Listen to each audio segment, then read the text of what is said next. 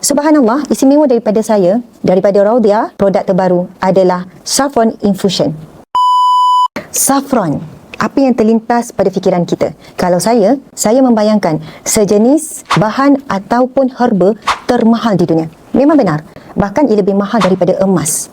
Kerana saffron ini adalah daripada sejenis bunga, iaitu Crocus sativus.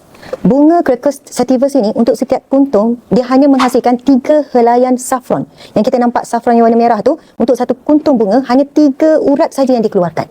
Dan bunga ini, yang terkenal adalah Iran. Dan saffron di hadapan tuan-puan ni, yang anda lihat ini, memang daripada Iran. Negara pengeluar saffron paling berkualiti di dunia. Dan saffron ini hanya lebih kurang 2 minggu sahaja penghasilan dalam tempoh 1 tahun. Dan bayangkannya, untuk mendapatkan 1 gram. Boleh bayang 1 gram berapa berat? 1 gram tu sangat ringan. Masya Allah. Sebab itu dikatakan ia adalah herba termahal di dunia. Bahkan jika dinilai dengan harga dia lebih mahal daripada emas itu sendiri. Dan kalau kita lihat sejarah penggunaan saffron dalam perubatan Islam, ia telah bermula 3,000 tahun yang lalu. Sebab itu kita namakan sunnah meet science. Why?